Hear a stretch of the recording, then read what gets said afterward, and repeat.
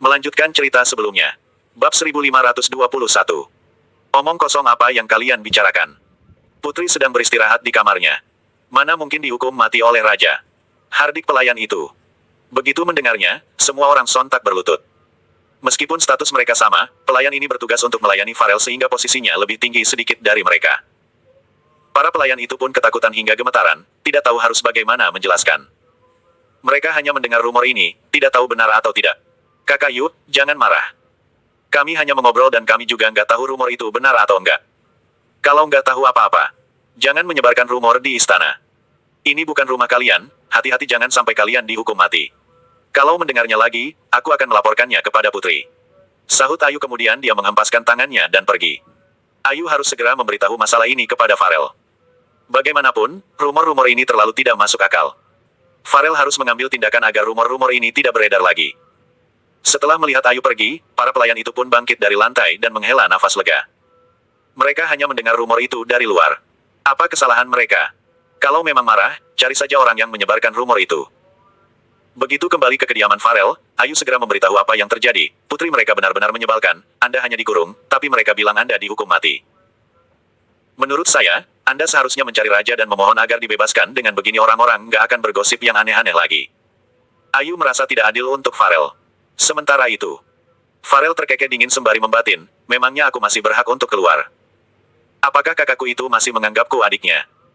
Tiba-tiba Farel menyadari suatu kejanggalan, tidak banyak orang yang tahu tentang masalahnya kecuali Sigra dan beberapa tokoh dunia persilatan. Jadi, siapa yang bisa mendapatkan informasi ini? Bahkan sengaja menyebarkan rumor bahwa dirinya telah mati. Farel merenung cukup lama, hingga akhirnya memahami situasinya. Dia berucap, kenapa aku bodoh sekali?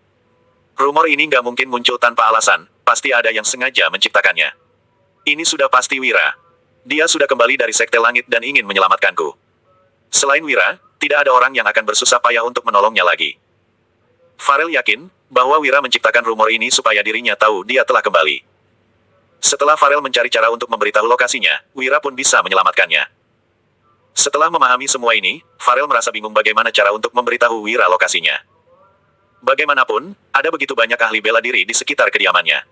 Bahkan pelayan Farel hanya diperbolehkan keluar sekali dalam sehari sesuai dengan waktu yang ditetapkan. Putri, apa yang Anda pikirkan? Beritahu saja saya kalau ada masalah. Ucap Ayu, dia melihat Farel tidak berbicara sejak tadi, tetapi ekspresinya terus berubah. Dia tidak tahu apa yang dipikirkan oleh Farel tetapi sebagai pelayan sudah seharusnya dia membantu majikannya. Setelah mendengar ini, Farel sontak menoleh menatapnya, dan bertanya, apa kamu bisa keluar dari istana? Pertanyaan yang dilontarkan mendadak ini pun membuat Ayu terperangah di tempat. Bab 1552. Apa? Kenapa Putri menanyakannya hal seperti ini? Ayu kebingungan untuk sesaat. Aku tanya, kamu bisa keluar nggak? Tanya Farel lagi.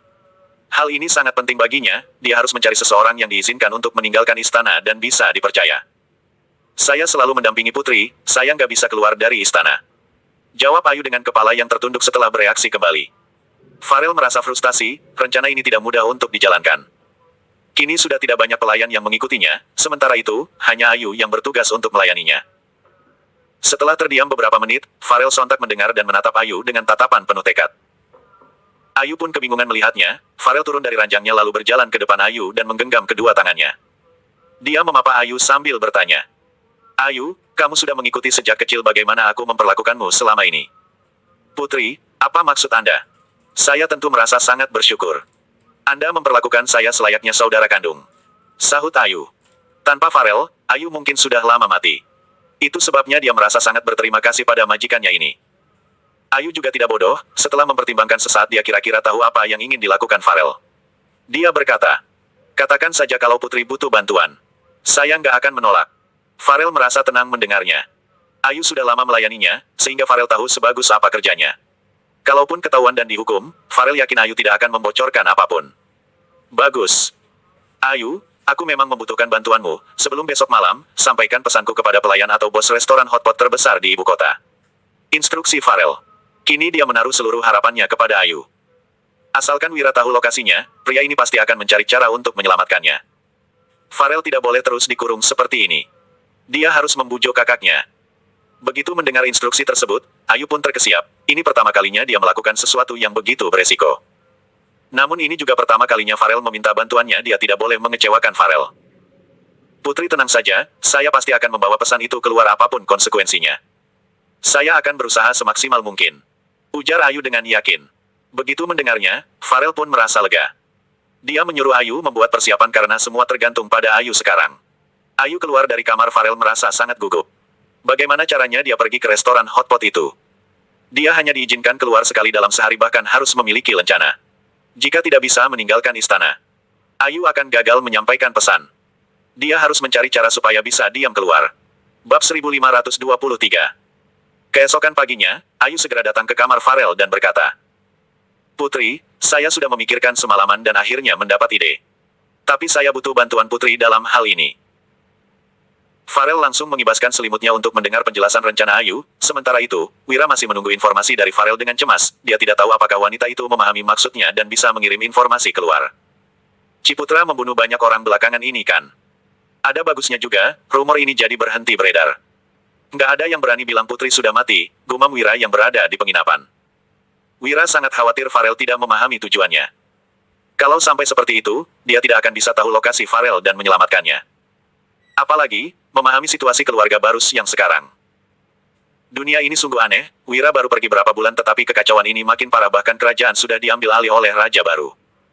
Wira mengepalkan tangannya dengan erat lalu meninju kursi dengan kesal. Apa yang sebenarnya dilakukan oleh Ciputra? Kalaupun dipaksa, apakah dia tidak bisa menunggu Wira pulang? Setidaknya Wira bisa memikirkan cara tepat untuknya. Mengapa harus mengambil keputusan sendiri dan menghancurkan keluarga? Begitu memikirkan masalah ini, Wira merasa sangat geram dan dia tidak bisa berpangku tangan lagi. Dia harus pergi ke istana. Para pembunuh bayaran ingin mengikuti Wira, tapi Wira menyuruh mereka untuk tetap tinggal dengan begitu, mereka bisa langsung melapor jika terjadi situasi khusus. Lagi pula, mudah saja bagi mereka untuk menghindari demonstrasi yang terjadi. Namun ada terlalu banyak ahli bela diri di sini. Wira baru berjalan beberapa langkah, tetapi sudah merasakan niat membunuh yang kuat.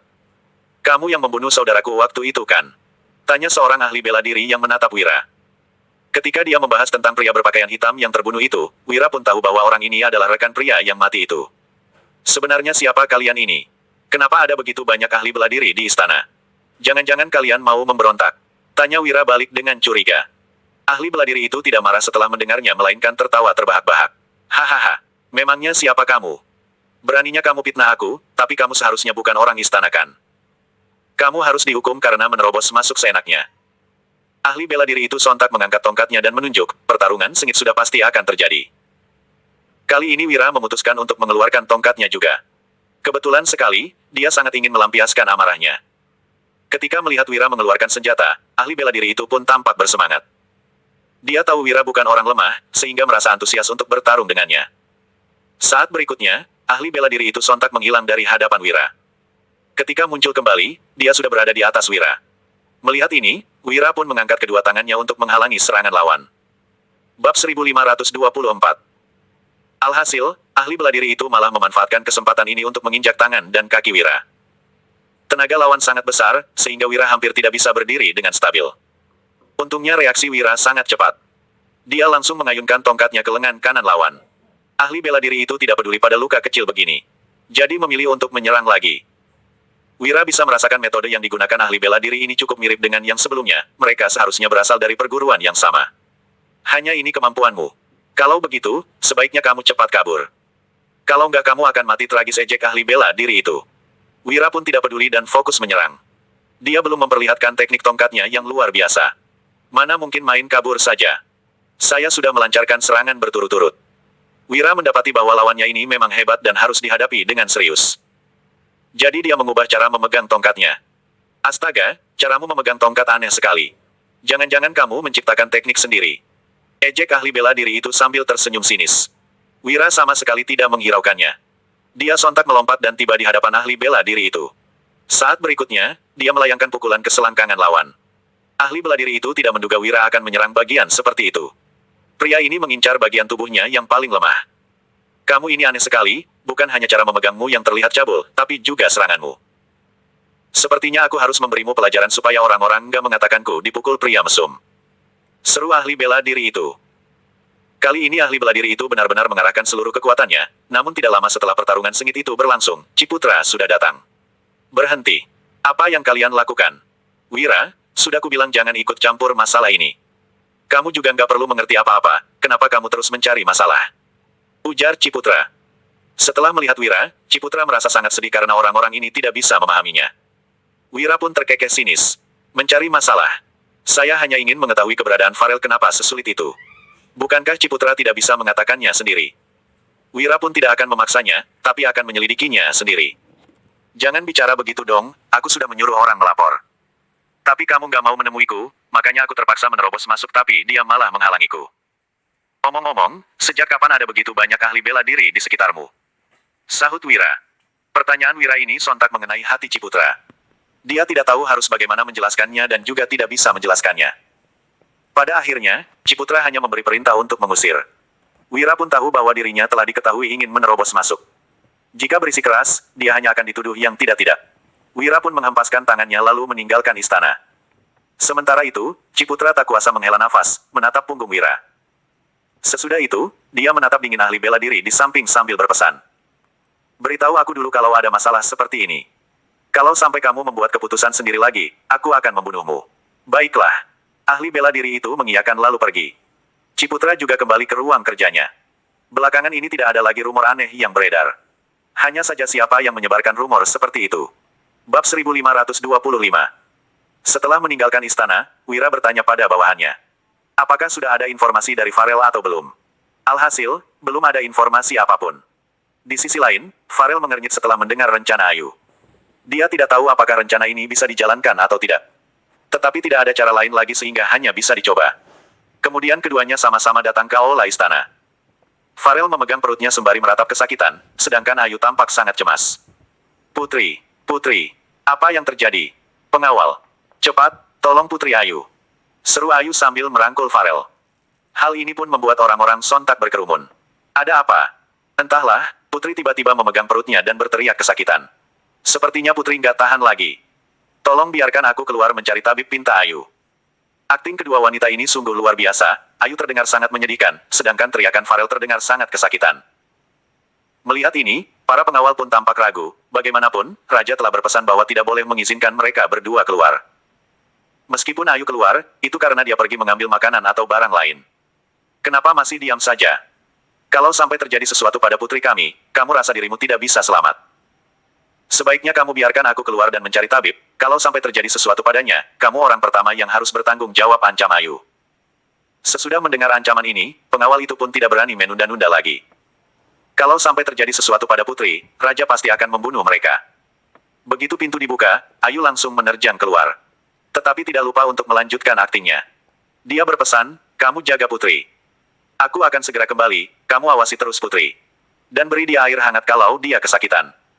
Mungkin karena akting Ayu terlalu hebat, jadi pengawal itu benar-benar mempercayai ucapannya. Dia mengangguk, lalu berjalan masuk ke halaman. Sesudah berhasil keluar, Ayu langsung berlari ke gerbang istana. Namun dia membutuhkan rencana untuk melewati gerbang ini. Ayu tidak mungkin memberitahu Raja tentang hal ini. Ataupun meminta rencana darinya, dia hanya bisa mencari cara lain. Tiba-tiba Ayu melihat kereta kuda dari samping, kereta kuda itu seperti akan keluar untuk mengambil barang di luar. Jadi dia memutuskan untuk bersembunyi di kereta kuda itu. Ayu segera membuka kain kereta kuda itu, lalu menyelinap masuk. Dia merasa sangat gugup, entah cara ini akan berhasil atau tidak. Tidak berselang lama, kereta kuda pun bergerak. Terdengar suara orang-orang di luar. Berhenti. Apa kalian punya rencana? Tentu saja ada, sebaiknya kalian cepat sedikit. Kalau barang yang diinginkan Raja tertunda, nyawa kalian belum tentu bisa membayarnya. Sahut pria yang memimpin sambil menunjukkan rencananya. Begitu mendengar mereka akan mengangkut barang yang diinginkan Raja, pengawal pun tidak berani menunda lagi dan hanya melirik sekilas. Ayu akhirnya berhasil meninggalkan istana. Setelah kereta kuda melaju di jalanan cukup lama, Ayu baru membuka kain dan mengintip dengan hati-hati, dia tidak tahu sudah sampai di mana sekarang. Bab 1526. Ayu membuka kain tersebut lalu akhirnya melompat keluar. Untung saja dia tidak ketahuan, setelah bertanya sana-sini, Ayu akhirnya tahu lokasi restoran hotpot dan langsung berlari ke sana. Setibanya di restoran hotpot, Ayu melihat banyak sekali pengunjung. Para rakyat sangat menyukai restoran ini. Bahkan, ada banyak bangsawan yang makan di sini. Begitu masuk, Ayu langsung berteriak. Bos, apa kamu di restoran? Ada yang ingin kubicarakan denganmu. Pemilik restoran hotpot segera menghampiri mendengarnya, dia melirik Ayu, lalu membawanya ke pojok dan bertanya. Nona, apa yang terjadi katakanlah. Putri menyuruhku menyampaikan pesan, dia berada di sebuah kediaman terpencil di selatan istana. Dia sudah mengikat pita merah di pohon besar depan pintu. Tolong sampaikan informasi ini kepada Tuan Wira. Jelas Ayu. Selesai berbicara, dia langsung berlutut sebagai tanda memohon. Pemilik restoran ini adalah bawahan Wira, sehingga langsung memahaminya. Akan tetapi, dia tidak menyangka bahwa Ayu akan tiba-tiba berlutut. Nona, apa yang kamu lakukan? Berdirilah. Kamu tenang saja, aku akan menyampaikannya kepada Tuan Wira. Kalau kamu masih ingin kembali ke istana, aku akan membantumu, ujar bos itu. Mereka juga memiliki transaksi dengan orang di istana, sehingga mudah saja untuk membawa Ayu kembali. Terima kasih banyak bos, aku akan memberitahu Putri semuanya nanti. Supaya dia memberimu hadiah. Sahut Ayu dan berdiri. Lalu memberi hormat kemudian dia menunggu bos itu memikirkan cara. Pada akhirnya bos itu menyuruh seorang pembunuh untuk mengabari Wira. Tuan, ada informasi baru. Seorang nona datang ke restoran hotpot dan memberitahu bahwa Putri dikurung di kediaman terpencil yang terletak di selatan istana. Selain itu, Putri sudah mengikat pita merah di pohon besar depan pintu. Lapor pembunuh itu. Setelah penantian lama, Wira akhirnya mendapatkan informasi ini. Bagus. Kalau begitu, kita harus mengambil tindakan. Perjalanan ke istana kali ini pasti akan berbahaya. Apa kalian bersedia ikut? Wira adalah orang yang berpikiran terbuka. Dia tidak pernah memaksa seseorang melakukan sesuatu yang tidak diinginkan. Tanpa ragu sedikit pun, para pembunuh itu langsung mengungkapkan ketulusan mereka. Lagi pula, mereka dibekali senapan oleh Wira, dan merupakan senjata terbaiknya. Bagus, kalian harus membantuku mengalihkan perhatian orang-orang nanti. Kumpulkan para ahli bela diri di sekitar, tapi kalian mungkin kalah atau mati. Karena mereka terlalu kuat. Jadi, setelah aku masuk, kalian cari kesempatan untuk kabur. Pesan Wira. Wira memberitahu potensi bahaya yang ada, tetapi para pembunuh itu masih mengiyakan tanpa ragu sedikitpun. Malam harinya mereka mulai beraksi. Para pembunuh itu mencoba menarik perhatian di luar. Tidak berselang lama, para ahli bela diri di sekitar langsung berkumpul dan mulai bertarung. Wira pun memanfaatkan kesempatan ini untuk menyelinap masuk. Setelah mencari cukup lama, dia akhirnya berhasil menemukan pohon besar dengan pita merah. Wira tidak masuk dari pintu depan. Bagaimanapun Farel dikurung, jadi pasti banyak pengawal dan penjaga di depan. Dia pun memilih untuk masuk dari langit-langit. Bab 1527. Begitu mendengar keributan, Ciputra kira-kira sudah bisa menebak apa yang terjadi. Akan tetapi, dia tidak menduga para ahli bela diri itu akan bertindak begitu cepat. Begitu para pembunuh itu tiba, mereka langsung menyerbu keluar dan memulai pertarungan. Itu artinya orang yang berjaga di kediaman Farel berkurang banyak. Bodoh sekali, apa kalian gak punya otak? Para pembunuh itu sudah pasti hanya umpan. Gimana dengan Farel? Kalau kalian pergi begitu saja, Wira pasti sudah tiba di kediamannya. Tegur Ciputra. Sejak rumor aneh itu beredar, Ciputra sudah mencurigai Wira. Dia tahu bahwa dia tidak mungkin mengabaikan Farel. Jadi rumor itu diciptakan Wira, agar Farel tahu dirinya telah kembali. Ciputra duduk di singgasana, tiba-tiba tampak beberapa pria berpakaian hitam berjalan keluar dari samping. Aku mau kalian pergi ke kamar Putri sekarang. Kalau Putri kabur, segera kejar dia, aku mau dia kembali tapi kalian gak boleh melukai orang yang bersamanya. Ciputra awalnya merasa hubungannya dengan Wira sudah hancur. Tetapi tetap tidak tega jika harus mencelakai Wira. Bagaimanapun, Wira sering membantunya dulu. Wira mengambil resiko seperti ini juga demi menolong Farel. Saat ini kedua pria itu yang berdiri di samping Ciputra tampak tersenyum mengejek. Raja masih terlalu muda, masalah sudah seperti ini, tetapi dia masih memikirkan hubungan masa lalu. Entah seharusnya disebut baik hati atau bodoh. Seorang raja tidak seharusnya berbelas kasihan, mereka seharusnya melenyapkan segala sesuatu yang berpotensi mengancam. Namun mereka tidak mungkin berani melontarkan isi pikiran ini. Ini, karena mereka tahu Ciputra sangat mengerikan saat marah. Di sisi lain, Wira telah mengetuk langit-langit kamar. Farel tidak menduga, Wira akan tiba secepat ini. Dia baru menyampaikan pesan ini hari ini, tetapi Wira sudah menerobos masuk ke istana. Malam ini Wira memang bisa diandalkan. Setelah batu bata dipindahkan dengan hati-hati, tampak Wira yang melompat turun.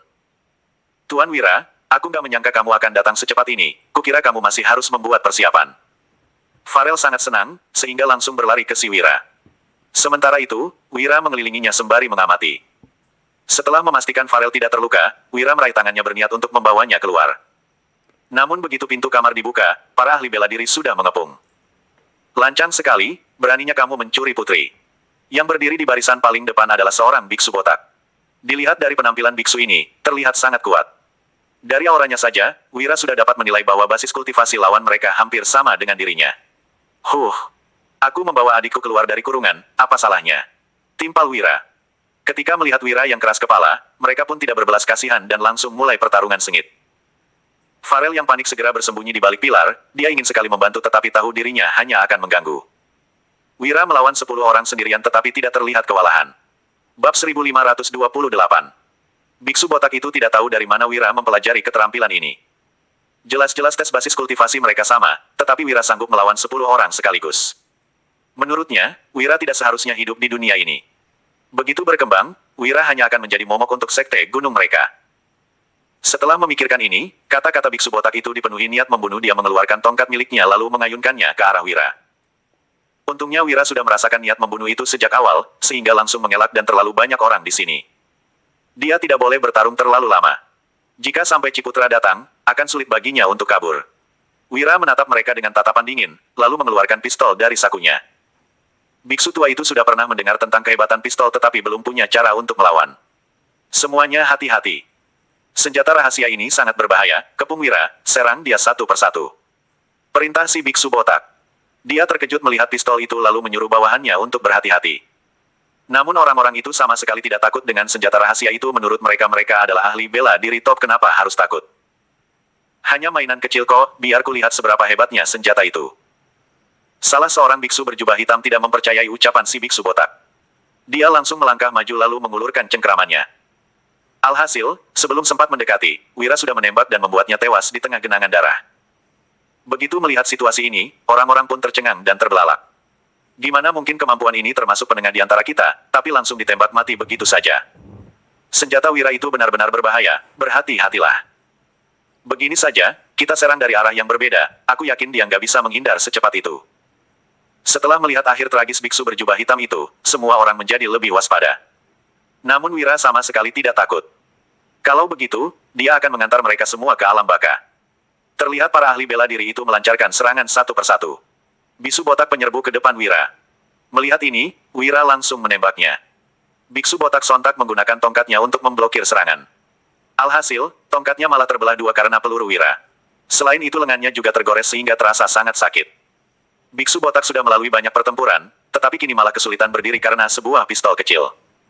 Jika hal ini diketahui orang luar, bukankah dirinya akan sangat malu? Biksu botak pun memaksakan diri untuk bangkit kembali bersiap-siap untuk menyerang lagi. Alhasil dia malah mendapati para bawahannya telah tergeletak tak berdaya di lantai.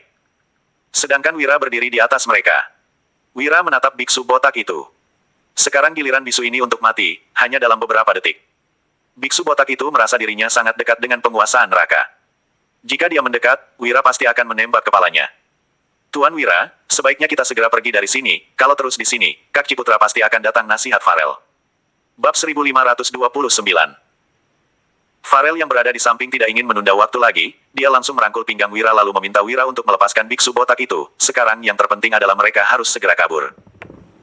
Wira melihat Farel sekilas selalu melepaskan tangan Farel dengan lembut. Setelah itu dia meraih tangan Farel dan membawanya pergi. Sesudah Wira dan Farel pergi, biksu botak pun terjatuh di lantai. Kejadian tadi sungguh mengerikan, pria itu hampir saja merenggut nyawanya. Sementara itu, Ayu merasa lega saat melihat Farel pergi. Dia berharap Wira bisa membawa Farel meninggalkan tempat yang kacau ini dan tidak akan kembali lagi. Ayu sendiri tumbuh besar bersama Farel dan Ciputra, jadi raja tidak akan memperlakukan Ayu dengan kejam. Paling-paling Ayu hanya diberi hukuman ringan saja. Wira dan Farel terus berlari. Namun, makin banyak prajurit kerajaan yang mengepung mereka. Sepertinya Ciputra sudah tahu bahwa Wira datang untuk menyelamatkan Farel. Jadi Ciputra sengaja mengutus sebanyak mungkin prajurit untuk melawan Wira. Tuan Wira, Raja mengundang Anda ke istana. Ujar seorang Kasim. Kemudian dia memandang Farel seraya berucap. Putri, Anda masih boleh belum keluar. Sebaiknya Anda kembali ke istana. Kasim ini berdiri di depan Wira dan Farel, di belakangnya, ada ratusan prajurit kerajaan. Seharusnya para prajurit ini bertugas untuk melindungi Raja. Jika nyawa Raja tidak terancam, pasukan kerajaan ini tidak mungkin muncul. Wira mencibir, tampaknya kali ini Ciputra berisi keras untuk membawa Farel kembali. Wira tidak mengerti, jelas-jelas Ciputra dan Farel adalah saudara kandung. Kenapa dia bisa memperlakukan Farel seperti ini? Apa yang sebenarnya terjadi belakangan ini? Wira harus mencari tahu dari Farel tentang masalah yang terjadi di keluarga Barus. Jadi Wira tidak akan menyerahkan Farel begitu saja. Wira menarik Farel lalu berujar sambil memegang pistolnya, sebaiknya keributan ini diakhiri saja. Tolong biarkan kami pergi, kalau enggak aku akan menerobos keluar. Sesudah memikirkannya, sekarang di pistolnya masih ada 20 peluru. Dan prajurit kerajaan di depannya berjumlah ratusan orang, Wira tidak mungkin bisa menyelamatkan diri dengan mengandalkan pistol. Jadi Wira harus memilih cara yang paling aman. Farel memandang Wira dengan cemas, lalu menegur Kasim itu. Lancang sekali kamu. Kamu itu hanya seorang Kasim, beraninya kamu memandangku. Aku nggak peduli dengan apa yang diomongkan kakakku kepadamu. Tapi sekarang kamu harus menghormatiku, cepat minggir. Farel berdiri di depan Wira, dia tahu bahwa sekarang Wira sedang dilema. Wira datang untuk menyelamatkannya, jadi Farel harus berusaha keras untuk membantu Wira. Kasim itu mencibir. Dia melambaikan tangannya, lalu prajurit di belakangnya pun mulai bertindak. Farel tidak menyangka Kasim ini berisikeras untuk menangkapnya tanpa memedulikan nyawanya. Jangan-jangan Ciputra sudah memberi perintah untuk menghentikan Wira sekalipun Farel harus mati. Farel merasa sakit hati saat memikirkan hal ini, kenapa dia dan kakaknya bisa bermusuhan seperti ini. Apa maksud Ciputra melakukan semua ini? Farel, kamu berdiri di belakangku saja. Ucap Wira. Sepertinya mereka harus bertarung hari ini. Kemudian Farel berdiri di belakang Wira, apapun yang terjadi, Farel tidak akan meninggalkan Wira saat bertarung nanti. Kemungkinan Wira akan kesulitan untuk melindungi Farel, akan tetapi Wira akan tetap berusaha menjamin keselamatan Farel. Ratusan prajurit kerajaan mulai bergerak ke arah Wira. Bab 1530. Berapa prajurit memakai baju zirah, mereka juga memegang perisai dan tombak, semua prajurit ini terlihat garang. Sementara itu, Wira hanya memakai baju biasa dan memegang pisau, tidak mungkin dia bisa berhasil melawan ratusan prajurit ini. Saat Wira bertarung dengan para prajurit, dia terus melirik ke samping, dia harus mencari jalan lain lalu membawa Farel pergi. Namun keempat jalan yang bisa mereka lalui sudah diblokir oleh para prajurit. Sepertinya mereka hanya bisa melewati atap. Masalahnya, Farel tidak menguasai teknik bela diri. Wira harus menggendong Farel untuk melompat ke atas atap. Kalau begitu, kekuatan Wira akan terpengaruh. Kedua belah pihak terus berhenti tegang. Pistol Wira sangat hebat, setiap tembakannya langsung menghabisi beberapa prajurit. Para prajurit tidak tahu seberapa banyak peluru yang tersisa di pistol Wira, jadi mereka tidak berani bertindak gegabah dan membahayakan keselamatan mereka.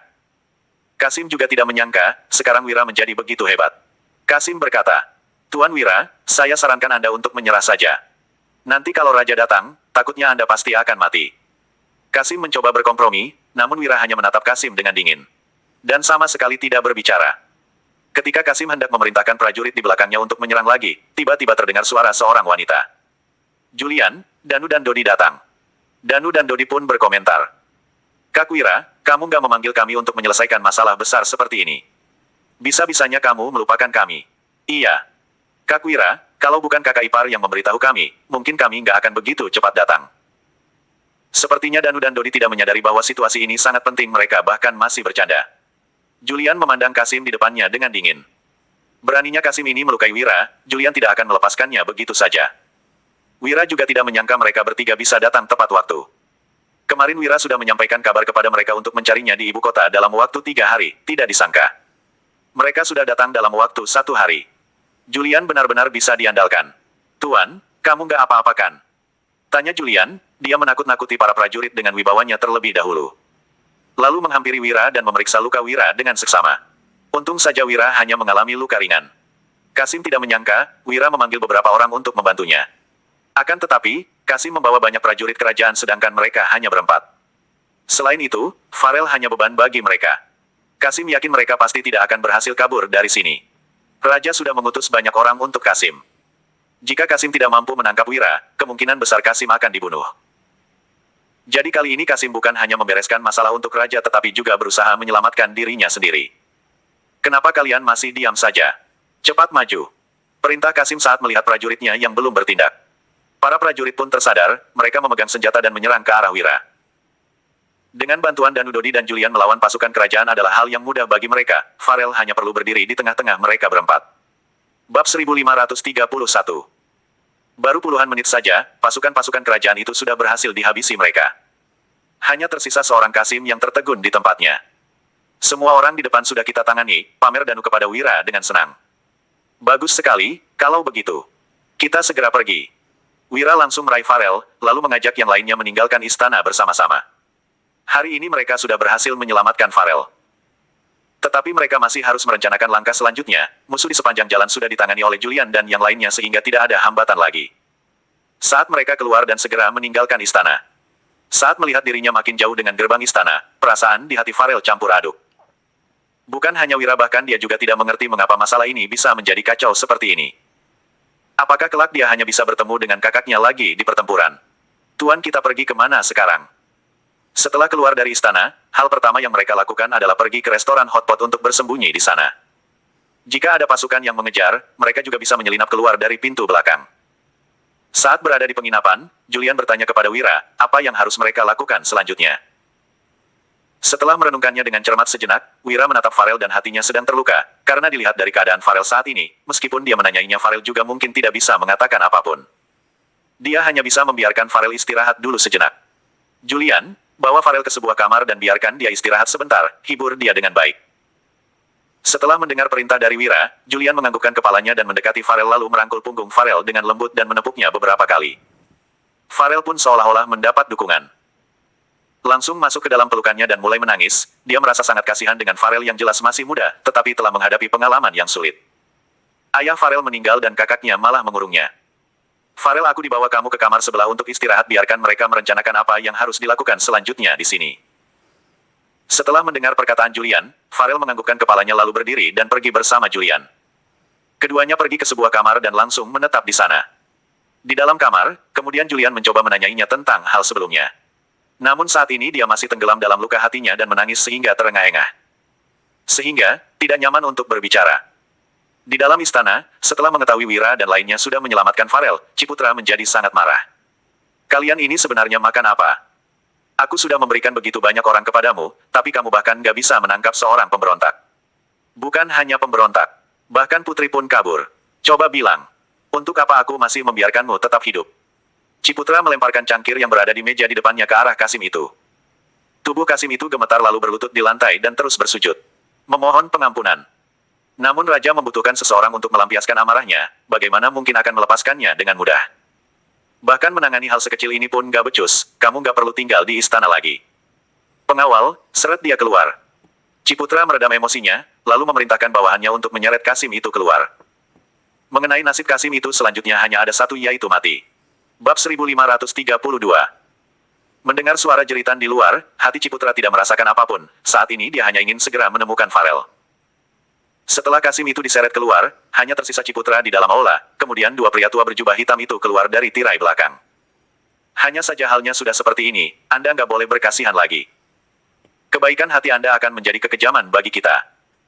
Kalau hal tentang Sekte Gunung membantu raja ini ketahuan orang, Anda juga nggak akan lepas dari masalah ini. Meskipun perkataan kedua pria tua berjubah hitam itu terdengar sangat menghormati Ciputra, sebenarnya mereka hanya memperlakukannya sebagai alat saja. Saat mendengar mereka ingin menyerang Wira, Ciputra secara refleks menolak. Bagaimanapun juga, Wira dan dia adalah sahabat karib. Mereka telah melewati banyak hal bersama sebelumnya, dia tidak pernah ingin membunuh Wira hanya karena alasan ini. Aku sudah mengatakan hal ini sebelumnya kan? Aku nggak mungkin mencelakainya. Dia sangat berharga bagiku dan telah membantu keluarga Barus menangani banyak hal. Kalau sekarang aku mau menghukumnya setelah aku menjadi raja, bagaimana dunia akan menilaiku? Ciputra menatap pria tua yang tadi berbicara dengan tatapan dipenuhi dengan aura membunuh. Pria tua berjubah hitam itu sama sekali tidak merasa takut, malah terus membujuk Ciputra untuk membunuh Wira. Hamba mengerti, tapi, apa Raja pernah berpikir kalau Putri mengungkapkan hal di antara kita mereka akan menjadi satu-satunya orang yang tahu? Jadi mereka harus mati. Mereka sudah berbicara dengan sangat tegas dan Ciputra juga tahu tidak ada jalan lain untuk kembali sekarang, namun dia masih enggan untuk membunuh Wira saudaranya itu. Mereka pun terus membujuk Ciputra, harap Raja mempertimbangkannya dengan baik, waktu yang tersisa nggak banyak lagi. Begitu mereka mengetahui kita dari Farel, semuanya akan terungkap. Pada saat itu Sekte Gunung juga tidak akan bisa membantu Raja lagi. Setelah selesai berbicara pria tua berjubah hitam itu memberi hormat kepada Ciputra lalu berdiri di sampingnya, dia juga menyadari sekarang mereka hanya bisa membunuh Wira dan semua orang yang mengetahuinya. Keberadaan Putri sekarang hatinya sangat kacau, dan perlahan-lahan mengepalkan kedua tangannya dengan erat, saat dia mengangkat kepalanya lagi tatapannya sudah terlihat bertekad. Baiklah. Lakukan saja sesuai yang kamu katakan, tapi aku harap kamu bisa menyelesaikan semuanya dengan rapi, jangan meninggalkan jejak sedikitpun. Setelah mendengar jawaban dari Ciputra, pria tua berjubah hitam itu merasa sangat puas dan merasa Ciputra memang seharusnya bertindak seperti ini. Sepertinya Raja Ciputra ini cukup bagus, asalkan bisa terus mematuhi perintah dan dikendalikan mereka, mereka akan menjamin Ciputra untuk bertahan hidup lebih lama. Tentu saja. Setelah memberikan hormat kepada Ciputra, pria tua berjubah hitam itu mundur dan memanggil beberapa ahli bela diri yang datang bersamanya. Kultivasi orang-orang ini adalah astrik puncak, dan sangat hebat. Bahkan ada beberapa di antaranya yang sedang dalam proses peningkatan. Dia menyerahkan tugas untuk membunuh Wira dan yang lainnya kepada mereka, lalu kembali lagi ke sisi Ciputra. Ciputra berdiri di dekat jendela dan memandangi pemandangan di luar dengan perasaan hatinya yang campur aduk. Di sisi lain, para ahli bela diri itu bergerak dengan sangat cepat. Dalam sekejap, mereka sudah menemukan tempat tinggal Wira dan yang lainnya. Mereka mengelilingi seluruh restoran hotpot lalu meneriakkan nama Wira dengan keras. Bab 1533. Orang yang di dalam dengarkan baik-baik, kalian sudah kami kepung. Kalau mengerti segera keluar. Segera keluar, jangan sampai kami robohkan tempat ini. Kalau sudah bertindak, kami nggak tahu batasan lagi. Dunia ini sungguh kumuh. Para ahli bela diri itu terus berteriak di luar, dan Wira tentu saja mendengar perkataan mereka. Danu dan Dodi marah dan ingin keluar untuk melawan mereka. Tetapi Wira menghentikan keduanya. Jangan tergesa-gesa, kalian tunggu di sini dulu. Aku keluar untuk bertemu mereka. Tampaknya kultivasi mereka nggak rendah, kalian mungkin bukan tandingan mereka.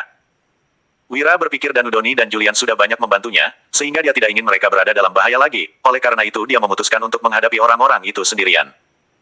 Awalnya Danu dan Dodi tidak setuju, tetapi orang-orang di luar itu makin takut dan mengganggu bisnis hotpot. Mereka tidak bisa melawan perkataan Wira sehingga mereka membiarkan Wira pergi sendirian, namun jika terjadi sesuatu mereka pasti akan turun dan membantu Wira. Setelah turun dari lantai atas, segera terlihat para ahli bela diri di depannya itu. Mereka semua mengenakan jubah hitam, jelas berasal dari sekte yang sama. Kalau boleh tahu, kalian ada perlu apa ya? Restoran kami sudah tutup. Harap jangan mengganggu bisnis kami. Wira tersenyum dengan beberapa orang itu, tetapi tatapannya terlihat sangat kejam. Para ahli bela diri itu tidak ingin berbicara lebih banyak dengan Wira. Mereka hanya datang untuk menyelesaikan tugas yang diserahkan kepada mereka yaitu membunuh Wira dan pulang. Oleh karena itu, mereka tidak menjawab perkataan Wira.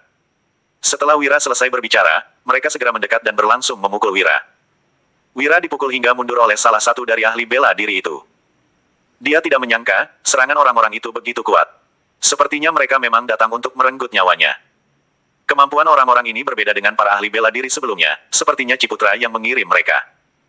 Danu dan Dodi terus mengamati situasinya dari lantai 2. Setelah melihat Wira perlahan-lahan terdesak, mereka segera melaporkan hal itu kepada Julian. Kakak ipar, Kak Wira sedang bertarung sendirian di bawah dengan para ahli bela diri yang dikirim oleh Raja. Sarangan mereka cepat dan sudah membuat Kak Wira terdesak. Kamu nggak punya cara. Dodi datang lalu bertanya kita harus bagaimana. Julian baru pertama kali ini dipanggil kakak ipar oleh mereka sekarang semua hal sudah menjadi tanggung jawabannya, sehingga dia tidak bisa mengecewakan mereka. Sebenarnya dia sudah mengirimkan surat untuk memberitahu Hasto tentang hal ini beberapa hari yang lalu, bagaimanapun juga hal ini berhubungan dengan Sekte Langit dan Sekte Gunung. Hasto pasti akan datang ke tempat ini secepat mungkin setelah dia menghitung harinya mungkin Hasto akan tiba hari ini. Nggak apa-apa aku sudah memanggil guruku untuk datang membantu. Bagaimanapun juga hal ini sudah melibatkan banyak pihak bukan hanya masalah kerajaan kalian lagi. Mendengar perkataan Julian, Danu dan Dodi menganggukkan kepala mereka lalu kembali ke kamar mereka lagi, dan terus mengamati pertarungan antara Wira dan beberapa orang itu, hati mereka merasa gelisah. Dan saat ingin pergi membantu tetapi malah tidak ingin merepotkan Wira juga. Julian sangat mengkhawatirkan Wira, ia berencana untuk meninggalkan Farel di kamar. Situasi Farel tampaknya sudah mulai stabil dan pasti akan segera tertidur, setelah selesai membujuk Wira, dia kembali bergabung dengan Danu dan Dodi di kamar sebelumnya. Dia melihat situasi Wira di lantai bawah melalui jendela. Kalian tetap di sini saja, kalau ada situasi khusus segera laporkan kepada kami. Aku akan turun untuk membantu Tuan. Bab 1534. Setelah selesai berbicara, Julian langsung loncat ke bawah melalui jendela dan memanfaatkan karung di samping untuk mendarat di lantai dengan stabil. Tuan, aku datang untuk membantumu. Sekarang kultivasi Julian dan Wira sama sehingga kekuatan mereka meningkat. Jika keduanya bekerja sama, Wira memang tidak ingin Julian terlibat tetapi situasinya sudah seperti ini dan dia tidak punya pilihan lain. Kamu pasti gadis suci dari Sekte Langit kan? Benar-benar tak disangka, gadis suci dari Seksi Langit malah menikah dengan pria dari dunia luar. Aku pikir, gadis suci dari Sekelangit begitu mulia, ternyata malah menikah dengan pria sembarangan. Fisik bulan dinginmu sudah sembuh apa kamu puas dengan malam pertamamu? Wira berpikir mengapa orang-orang ini bisa tahu Julian adalah gadis suci dari Sekte Langit. Karena tidak ada yang tahu tentang hal ini lagi selain Wira dan yang lainnya. Ini juga pertama kalinya mereka bertemu, apakah Ciputra yang memberitahu hal ini kepada mereka? Mendengar penghinaan mereka terhadap Julian, tatapan Wira perlahan-lahan menjadi kesal dan berpikir orang-orang ini benar-benar tidak tahu diri. Kebetulan tadi dia sudah mengisi penuh peluru dari pistolnya sekarang adalah saatnya untuk menunjukkan kemampuannya. Julian tiba-tiba maju dan bertarung dengan mereka, sedangkan Wira di belakangnya menyerang dengan pistol. Namun kemampuan orang-orang ini terlalu kuat, dia dan Julian bergabung pun tetap masih bukan tandingan mereka. Saat keduanya hampir tidak bisa bertahan, sebuah pedang tiba-tiba mendarat di langit dan memisahkan kedua belah pihak itu. Saat menatap ke seberang, Wira melihat Hasto sedang menunggangi kuda dan perlahan-lahan melintasi di depan mereka. Hasto mencabut pedangnya lalu menatap orang-orang di depan dengan tatapan yang ganas. Hanya dengan kekuatan kalian saja pun sudah berani menyentuh muridku. Dan sepertinya kalian sudah bosan hidup. Hasto mengatakan beberapa kata, beberapa orang di depan itu masih ingin memberontak. Tetapi semuanya langsung diserang Hasto dengan satu serangan dan hampir kehilangan kepala mereka. Mereka semua terbaring di lantai dan menangis kesakitan. Melihat kedatangan Hasto, Wira tidak terkejut. Dia tahu Julian selalu melakukan segalanya dengan hati-hati dan pasti sudah mempertimbangkan hal ini.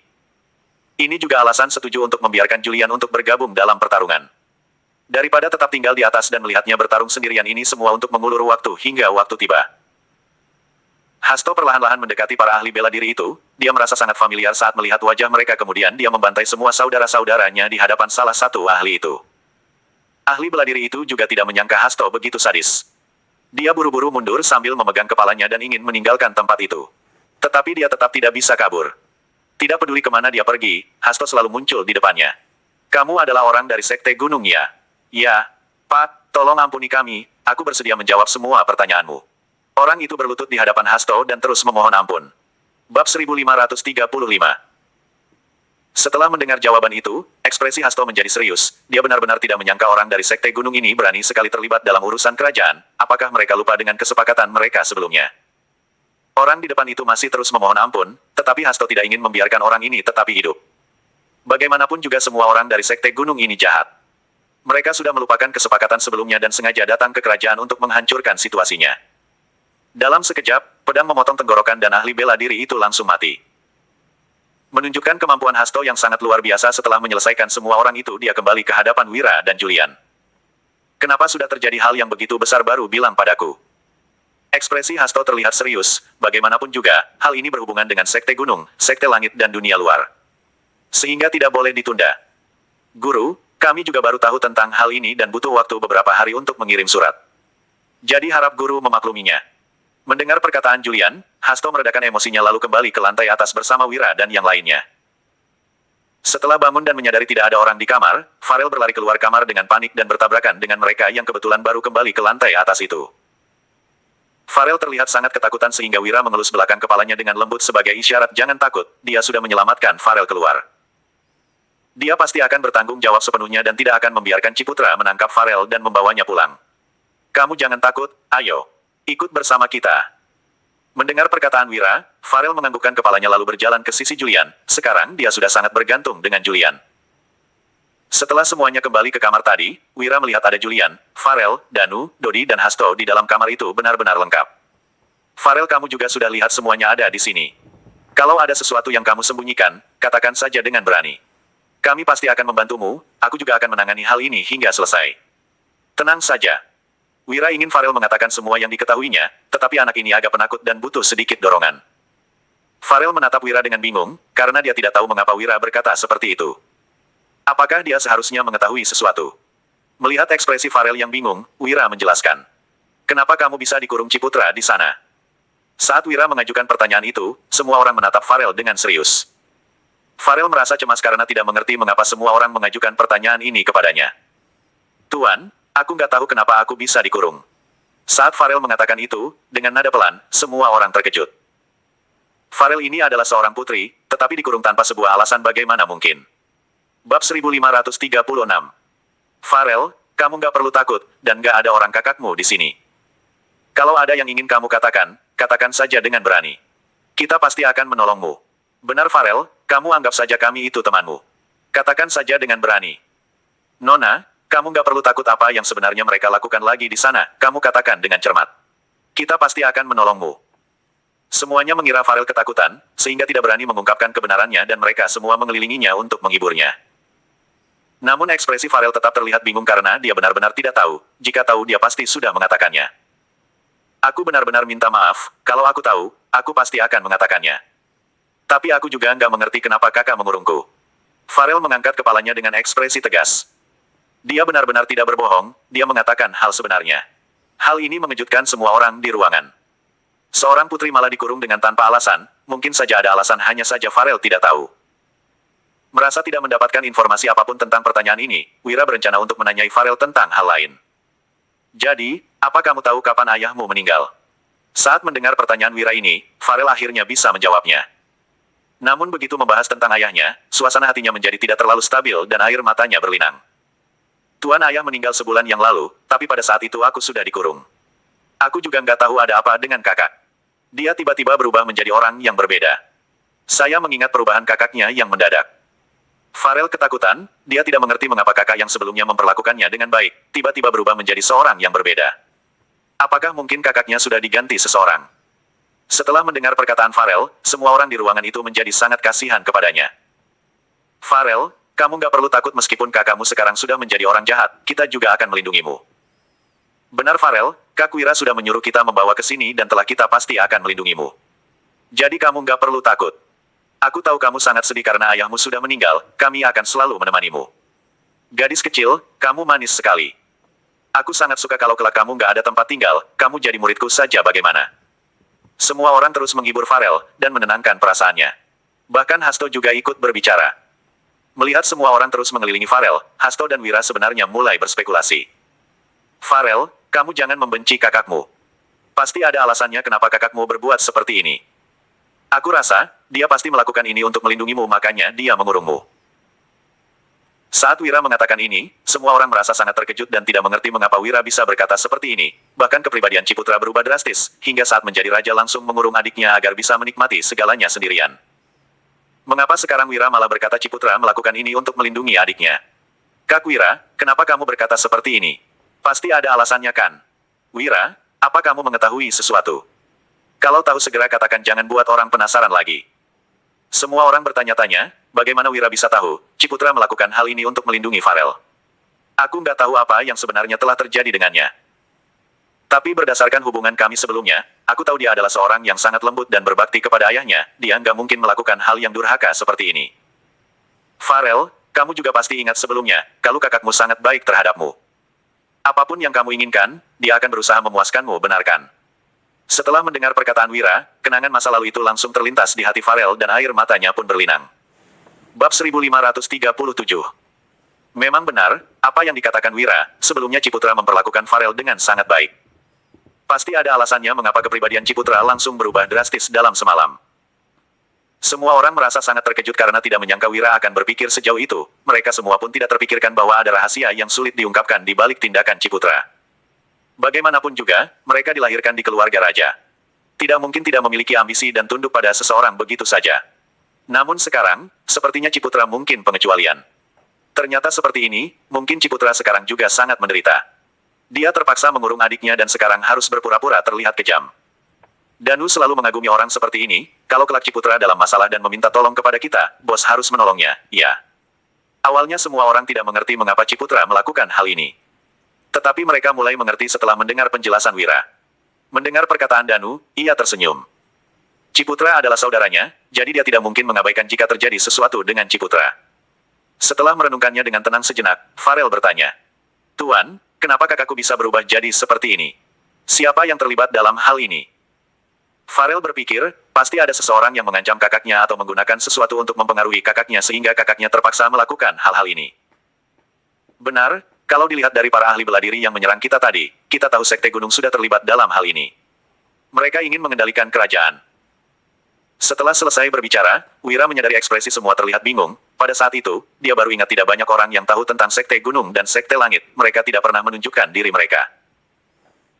Sekte Gunung dan Sekte Langit adalah kelompok bela diri dan punya banyak ahli bela diri. Keterlibatan mereka kali ini dalam urusan kerajaan kemungkinan besar karena keserakahan mereka dan ingin mencapai tujuan mereka melalui Ciputra. Setelah mendengar penjelasan Wira tentang Sekte Gunung, Farel menganggukkan kepalanya. Sekte Gunung ini sungguh berani. Jelas-jelas kita sudah sepakat untuk nggak terlibat dalam urusan kerajaan, sekarang justru mereka yang membatalkan kesepakatan itu dan diam-diam bertindak. Setelah kembali nanti, aku pasti akan melaporkan hal ini kepada Tuan Juna.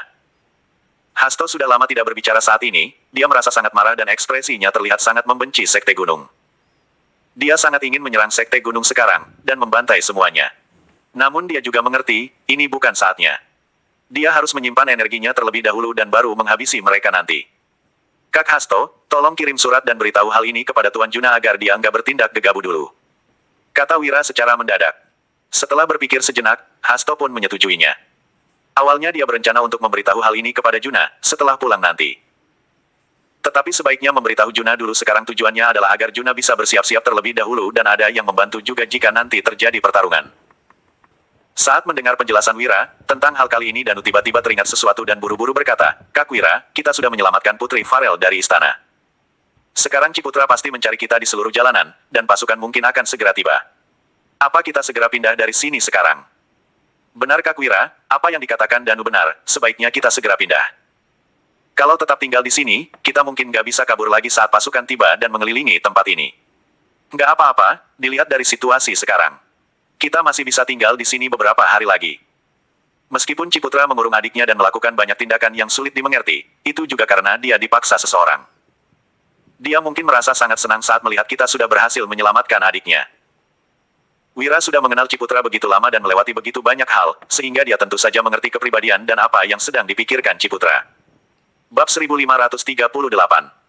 Meskipun begitu, orang-orang di belakangnya itu juga nggak akan melepaskan kita. Untuk berpura-pura, Ciputra pasti akan mengirim orang untuk membunuh kita. Analisis Danu sangat masuk akal dan tentu saja Wira juga sudah mempertimbangkan hal itu, namun dia tidak khawatir karena ada Hasto bersama mereka. Jika orang-orang itu datang semuanya juga bukan tandingan mereka. Meskipun begitu, kamu jangan lupa kita punya banyak ahli di sini. Selain itu, ada sesuatu yang belum kuceritakan kepada kalian. Ciputra pernah bertemu duaan denganku dan kata-katanya sangat kejam, tapi aku menyadari dia ingin memutuskan hubungan kita agar orang-orang di belakangnya nggak menyerang kita sekarang. Sepertinya kita sudah menyulitkannya. Memikirkan segala tindakan gegabahnya untuk menyelamatkan Farel, Wira menggelengkan kepalanya. Saat masih berada di sana, Wira masih tidak mengerti mengapa Ciputra melakukan semua ini. Tetapi begitu keluar, dia langsung mengerti sudah terjadi konflik seperti itu. Ciputra masih tidak memerintahkan orang untuk langsung membunuhnya agar kelak tidak terjadi masalah. Selain itu, dia sudah menyebarkan rumor dan menghasut rakyat. Ciputra harusnya bisa memanfaatkan kesempatan ini untuk langsung memotong kepalanya, namun Ciputra tidak melakukan semuanya melainkan tetap berpura-pura agar orang-orang di belakangnya tidak curiga. Masyarakat memang menderita, tetapi dunia yang kacau ini harus ada orang yang mengorbankan nyawanya. Setelah selesai berbicara, Wira menatap keluar jendela. Sementara itu, di dalam istana Ciputra juga menatap keluar jendela. Dia berpikir, bagaimana keadaan Wira dan yang lainnya sekarang? Dan apakah mereka sudah membawa Farel meninggalkan tempat ini? Dia mengepalkan kedua tangannya dan tatapannya terlihat sedang khawatir. Saat Ciputra sedang merenung, seorang pria berjubah hitam melintas masuk dari luar dan setengah berlutut di depan Ciputra. "Lapor Raja, misinya gagal, gak disangka, orang dari Sekte Langit tiba-tiba ikut campur dan orang itu adalah ahli terbaik dari Sekte Langit. Semua ahli bela diri yang hamba kirim semua terbunuh." Saat memikirkan itu, ekspresi tuan berjubah hitam itu menjadi kejam. Dia pasti akan membuat orang itu membayar harganya karena sudah membunuh begitu banyak bawahannya dan membuatnya berkekurangan orang. Mungkin dia harus melaporkan kejadian ini ke Sekte Gunung dan meminta dikirimkan lebih banyak orang. Setelah mendengar laporan dari pria tua berjubah hitam, Ciputra memalingkan wajahnya dan menghela napas dengan pelan. Dia akhirnya merasa lega, saat memalingkan wajahnya kembali ekspresinya sudah terlihat sangat marah. "Bagaimana cara kalian menangani tugas kalian? Sudah kirim begitu banyak orang pun mereka masih bisa melarikan diri. Katakan kepadaku kalau mereka sudah menyelamatkan Farel dan mengetahui hubungan kita, apa yang akan kamu lakukan?" Mendengar perkataan Ciputra, pria tua berjubah hitam itu langsung tersenyum dingin. "Lapor Raja, hamba tahu sudah sangat bersalah. Raja kasih kesempatan untuk hamba menebus kesalahan ini." Pria tua berjubah hitam itu berpikir Ciputra ini benar-benar menganggap dirinya sudah sangat hebat, jika tidak ada ikut campur dari Sekte Gunung. Bagaimana mungkin sekarang Ciputra bisa berada di posisi ini sekarang? Ciputra ini malah berani bicara seperti ini dengannya. Saat semuanya selesai, dia pasti akan membalas semua tindakan Ciputra dengan kejam. Bab 1539. Aku akan memberimu satu kesempatan lagi. Turunkan perintah untuk mengisolasi seluruh kota, pastikan kamu menangkap mereka baik hidup ataupun mati. Ujar Ciputra masih dengan raut marahnya. Pria tua berjubah hitam itu mengangguk lalu mengiyakan dan undur diri. Setelah keluar dia memandang Ciputra yang membelakanginya dan bergumam, "Di antara banyaknya cara kamu sengaja memilih jalan yang memakan waktu dan tenaga. Ciputra, sebenarnya kamu yang bodoh atau aku? Niatmu membaca dengan sangat jelas. Apa kamu benar-benar menganggap kami nggak tahu?" Pria tua berjubah hitam itu mendengus. Orang-orang Sekte Gunung yang mereka utus sebelumnya tidak bisa diandalkan. Jika begitu, dia hanya bisa mencari orang-orang yang lebih kuat. Ciputra yang berada di dalam ruangan tidak mengetahui isi pikiran pria tua berjubah hitam itu. Dia mengulum senyum tipis, hatinya terasa lega karena adiknya baik-baik saja. Dia benar-benar berharap Wira segera membawa Farel pergi sejauh mungkin. Dan tidak usah kembali lagi. Setelah masalah tentang adiknya sudah teratasi, Ciputra mulai memikirkan masalah lainnya. Dengan ekspresi berubah drastis, dia berbalik dan berseru, "Turunkan perintahku. Mulai besok utus pasukan untuk menyerang kerajaan Wala." Usai berkata begitu, Ciputra berbalik dan menatap peta di belakangnya. Emosi di wajahnya saat ini sama sekali tidak terbaca. Keesokan harinya, seluruh kota mulai diisolasi. Wira dan yang lainnya terpaksa mundur kembali ke restoran hotpot saat melihat para prajurit berpatroli di seluruh kota. Wira pun memanggil Danu. Danu masuk ke ruangan dan berlutut dengan satu kaki di hadapan Wira menunggu perintahnya. Danu, kita harus pergi dari ibu kota hari ini juga, carilah gerbang kota yang dijaga lebih sedikit prajurit, kita keluar dari sana. Ujar Wira. Baiklah, sahut Danu kemudian dia segera pergi dan melaksanakan perintah. Baru saja meninggalkan restoran untuk menyelidiki situasi, Danu malah berpapasan dengan beberapa prajurit yang sedang berpatroli. Alhasil, dia berakting sebagai rakyat jelata yang sedang keluar untuk membeli barang. Kali ini dia berhasil lolos dari kecurigaan, namun keberuntungannya tidak berlangsung lama. Semuanya berdiri yang benar, saya sedang mencari penjahat. Dan bagi yang gak kooperatif awas saja. Kepala kalian, dengar nggak? Aku menyuruhmu untuk berdiri. Ini perintah raja, tolong kooperatif. Hei, kalian dengar nggak? Seorang jenderal bersama sekelompok prajurit berjalan mendekati Danu. Danu langsung berkeringat dingin dan buru-buru mencari solusi. Para prajurit itu sudah berjalan menghampirinya, jika dia pergi sekarang kemungkinan mereka akan mencurigai identitasnya. Dia harus memikirkan jalan lain. Tiba-tiba mata Danu tertuju pada tumpukan kapur tohor di sampingnya. Sebuah ide seketika tercetus. Sebelum orang-orang itu menyadarinya, Danu mengoleskan sejumlah kapur tohor ke wajahnya, kemudian dia menyobek pakaiannya supaya penyamarannya sebagai pengemis terlihat makin realistis. Sesampainya di hadapan Danu, si jenderal menatap tampilan Danu dan langsung berkata dengan sinis, cuma pengemis rupanya, baiklah, kalian aman untuk sementara. Kalau kalian melihat seorang yang mencurigakan, segera laporkan kepada kami akan berpatroli ke sebelah sana. Bab 1540. Usai memaki-maki Danu, jenderal itu segera memimpin para prajuritnya pergi. Danu menghela nafas lega, lalu buru-buru pergi memeriksa gerbang kota. Dari 4 sisi gerbang kota, dia mendapati hanya gerbang barat yang penjagaannya terbilang longgar. Danu bergegas kembali ke restoran untuk melaporkan hasil penyelidikannya pada Wira. Namun penampilan acak-acakan membuat Wira terkejut setengah mati. Wira bahkan tidak sadar bahwa air yang tengah dituangnya sudah meluap hingga mengenai tangannya. Danu, aku cuma menyuruhmu menyelidiki situasi di luar, kenapa kamu kembali dengan penampilan mengenaskan begini? Tanya Wira setelah sadar dari keterkejutannya. Danu menggaruk kepalanya dan malu, lalu dia pun menceritakan kejadian yang dihadapinya tadi. Rupanya begitu, jadi gimana hasil penyelidikanmu? Tanya Wira lagi. Kak Wira, aku sudah mengecek tempat gerbang kota dari semuanya, cuma gerbang barat yang penjagaannya lebih longgar. Gimana kalau kita keluar dari sana malam ini? Ujar Danu. Wira mengangguk setuju. Untuk saat ini, hanya itulah satu-satunya solusi yang mereka miliki. Segera setelahnya, dia memanggil semua orang ke dalam ruangan dan menyampaikan rencana pelarian mereka malam ini. Tenanglah, Kak Wira, kami nggak akan menyusahkanmu nanti, kalian yang jalan duluan biar aku yang jaga di belakang, ujar Dodi sambil menepuk dadanya. Dia bicara seakan-akan mereka hendak melakukan sesuatu yang sangat berbahaya. Wira tahu bahwa Dodi rela berkorban untuknya, namun dia tidak memerlukan hal itu sekarang. Kita bisa keluar dengan mudah, jangan melakukan pengorbanan yang gak perlu, ujarnya. Danu terbahak dan berkata sambil merangkul bahu Dodi, hahaha. Dengar nggak? Kak Wira nggak membutuhkan pengorbanan yang gak perlu darimu. Di tengah atmosfer baik ini, Farel justru terlihat gelisah. Wira memahami suasana hati Farel, jadi dia pun meminta orang-orang lain pergi supaya dia bisa bicara berdua dengan wanita itu. Farel, aku tahu kamu mencemaskan kakakmu, tapi ini nggak bisa buru-buru. Setelah kita keluar dari sini, aku akan menyelidiki masalah ini dengan cermat, dan mencari solusi untuk menolong kakakmu, hibur Wira. Farel menatap Wira dengan penuh terima kasih, ucapan pria itu sudah menghiburnya dan membuat suasana hatinya jauh lebih baik. Aku bukan anak kecil lagi, jadi aku tentu bisa memahami hal-hal ini. Bagaimanapun, aku sudah melalui berbagai macam kejadian di istana sejak kecil. Kamu nggak perlu mengkhawatirkanku. Malam ini, mohon bantuan kalian ya. Ujar Farel. Sambil memaksakan senyum tipis. Dia tidak ingin Wira mencemaskan dirinya. Wira mengangguk dan meminta Farel untuk tidak mengkhawatirkan masalah itu. Berhubung mereka sudah membawa Farel keluar dari sana, mereka tentu tidak akan setengah-setengah dalam menolongnya. Tak lama malam pun turun. Semua orang telah bersiap untuk pergi, di tengah langit gelap, mereka berlari di atap menuju gerbang kota sisi barat di depan sebuah toko mereka berhenti sementara. Wira memeriksa jumlah prajurit yang berjaga dengan cermat. Sekilas pandang jumlah mereka kira-kira cuma belasan orang. Segera singkirkan mereka, ingat. Kerjakan dengan rapi, perintah Wira. Semua orang mengangguk, lalu bergegas pergi beraksi. Hasto melompat turun lalu segera menghabisi 5 orang prajurit dengan pedangnya dalam waktu singkat. Wira dan yang lainnya menyusul langkahnya dari belakang. Benar saja, Hasto memang bisa diandalkan. Menyuruh Julian untuk meminta bantuan Hasto memang keputusan yang sangat tepat. Bersambung.